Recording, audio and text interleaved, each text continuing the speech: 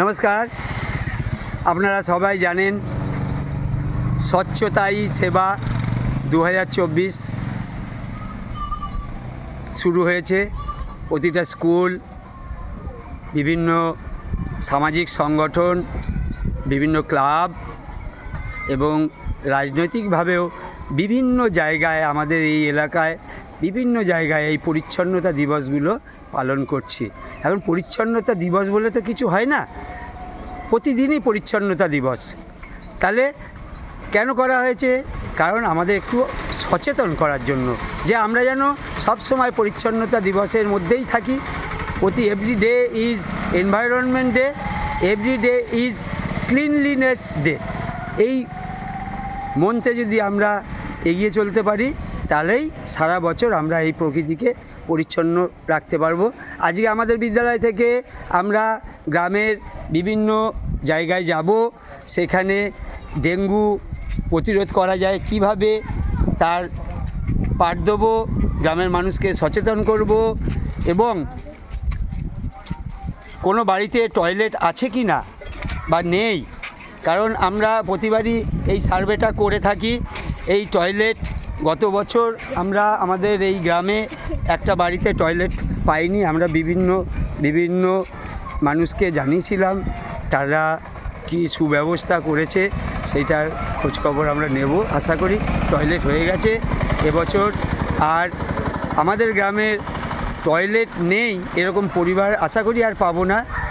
আপনারা যারা এই ভিডিও দেখছেন তাদের কাছে একটাই আবেদন, আপনারা নিজেরা পরিষ্কার পরিচ্ছন্ন থাকুন, বাড়িঘরকে পরিষ্কার পরিচ্ছন্ন রাখুন, প্লাস্টিক যেখানে সেখানে ফেলবেন না।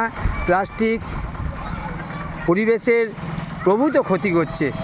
আমরা শিকারপুর প্রাথমিক বিদ্যালয় থেকে আমাদের যে সবুজ সাথী ইকো ক্লাব, সেই ইকো ক্লাব থেকে আমরা দুটো প্রজেক্টে হাত দিয়েছি।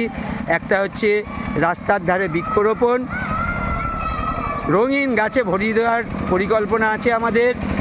ফুলের গাছ, শিমুল, পলাশ, জারুল, সমস্ত গাছ দিয়ে আমরা রাস্তার ধার গ্রামের ভেতরে লাগাতে চাই। আপনারাও বিভিন্ন গাছ লাগান এবং গ্রামের মানুষদের কাছে আবেদন, আপনারা এই গাছকে রক্ষা করুন।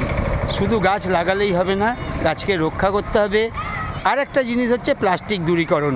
প্লাস্টিক দূরীকরণের ব্যাপারে আমরা যে প্রজেক্টে হাত দিয়েছি সেটা হচ্ছে এই প্লাস্টিক মুক্ত পরিবেশ। আমরা স্কুলকে যেমন করব, গ্রামগুলোকেও প্লাস্টিক মুক্ত করার পরিকল্পনা করেছি।